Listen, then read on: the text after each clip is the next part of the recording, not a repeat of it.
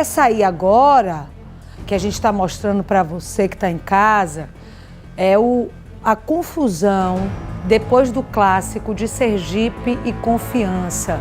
Um homem suspeito de agredir violentamente um grupo, né? Isso na final do campeonato sergipano, me desculpe, no último sábado. Um grupo que se identificava como integrante da torcida organizada atacou violentamente o torcedor do time adversário. A vítima foi espancada, sofreu agressões. Imagens de câmeras de segurança mostram esse momento da confusão. Ícaro Novaes, pelo que eu entendi, você está com um advogado que defende parte do grupo ou alguém do grupo. Nós ainda não encontramos os familiares da vítima, né? É bom a gente deixar claro que aqui a gente tem o objetivo de mostrar todos os lados. É com você. Boa noite. Boa noite, Mariana. Boa noite para quem nos acompanha mais uma vez aqui no Cidade Alerta. Mariana, nós trouxemos esse caso aqui no início da semana, né? Lembrando que no último sábado tivemos aí a decisão do campeonato estadual entre Confiança e Sergipe. Era um jogo decisivo, era o maior clássico do estado. Houve todo um esquema de segurança aí no entorno do estádio e na dispersão das torcidas para que todos pudessem retornar para suas residências na maior segurança, na maior tranquilidade. Mas um caso de confusão foi registrado na Avenida Coelho Campos, logo algumas horas, né, após o confronto. Uma confusão que teria começado ali em um posto de combustível, em uma loja. E aí, nessa confusão, houve disparos de arma de fogo. O que aconteceu? Membros de torcidas, né, acabaram se confrontando e, de acordo com as primeiras informações policiais que iniciou a investigação logo momentos após a confusão, um torcedor de uma torcida, ele acabou sendo espancado por um grupo de torcedores. Em decorrência dessa confusão, a 2ª Delegacia Metropolitana atuou, fez uma investigação e identificou que o torcedor agredido pelo grupo de torcedores foi vítima de um disparo de arma de fogo e foi hospitalizado. E um outro torcedor, também estava no outro grupo, ele também recebeu um disparo de arma de fogo na região da perna, em função da intervenção de um militar que estava à paisana no local e que, para conter aquelas agressões, ele teria efetuado esse disparo de fogo justamente para que aquelas agressões fossem cessadas. Nessa confusão toda, um torcedor que, de acordo com a polícia, estava envolvido nas agressões contra aquele outro torcedor, né? Ele acabou sendo preso pelos policiais e continua preso mesmo após ter recebido um disparo de arma de fogo de um militar, né? E aí a gente vai entender agora as dificuldades que a defesa tem enfrentado em relação a esse caso. Eu vou conversar aqui com o Jonatas Dantas, ele está acompanhado também do Jorge Murilo, os dois são advogados desse torcedor que acabou preso em função daquela confusão, que, de acordo com a polícia, era um torcedor que estava envolvido nas agressões. E aí eu estava conversando há pouco porque, por exemplo, os próprios advogados disseram que tiveram dificuldade de, inclusive, ter esse depoimento, né, esse contato com o torcedor para entender a versão dos fatos dele, inclusive daquele dia, até para vocês trabalharem na defesa, trabalharem nessas fases processuais. E aí existe uma dificuldade em relação, inclusive, à saúde do cliente de vocês. Eu queria que você explicasse isso, Jonatas. Ele continua preso, ele continua no hospital? Como é que está a situação desse torcedor que acabou detido em função daquela confusão? Boa noite. Boa noite a todos. O nosso cliente ainda continua preso preventivamente por questão dos disparos de arma de fogo.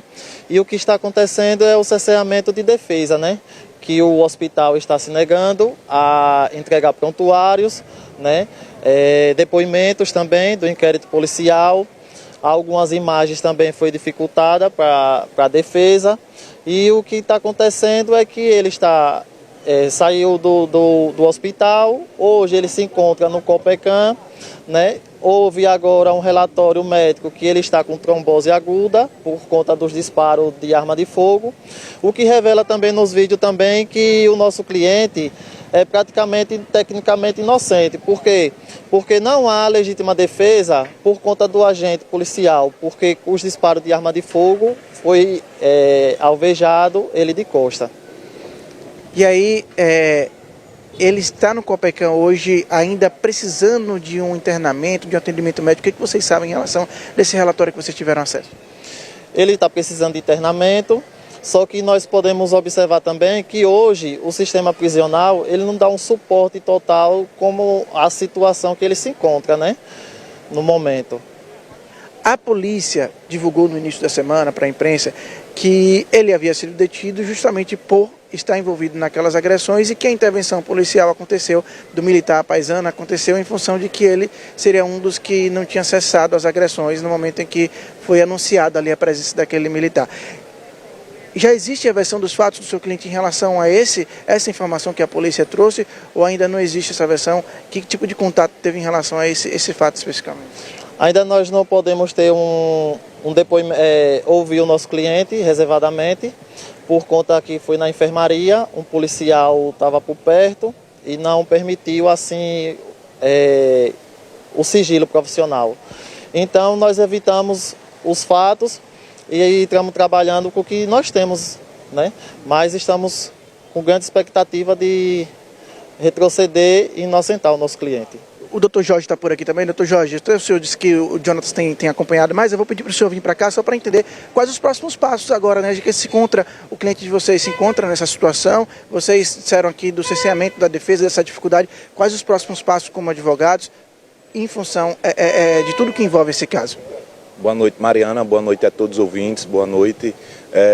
Tocando no ponto do cerceamento e defesa, isso é um forte atentado ao exercício da advocacia. O colega Jonatas foi até o hospital tentar ter a entrevista reservada com o cliente, mas foi negada inicialmente essa entrevista com o cliente e após muita insistência do colega, só foi permitida que ele concedesse a entrevista com o nosso cliente na presença de um policial. Isso é um atentado terrível ao exercício da advocacia, cerceamento de defesa. A advocacia não está conseguindo trabalhar dessa forma. O cliente estava algemado na maca, não tinha qualquer risco à unidade hospitalar. E eu acho que esse é um ponto que nós aqui, enquanto advogados, devemos bater e ir atrás. Quanto à situação processual, ele está preso preventivamente e agora a defesa vai trabalhar em cima do que for conseguido agora, a partir do processo está em fase embrionária, o que a defesa vai trabalhar para tentar ao máximo provar a inocência do nosso cliente. Ok, muito obrigado pelas informações, doutor Jorge. Jonatas, a gente segue acompanhando, fica à disposição para poder trazer os novos desdobramentos desse fato. E aí, Mariana, também aguardando, se tiver familiares, né, claro, da outra vítima, né, nesse caso especificamente, para que a gente possa também ouvir nos desdobramentos desse caso aqui no Cidade Alerta. Mariana. Te agradeço, Ícaro.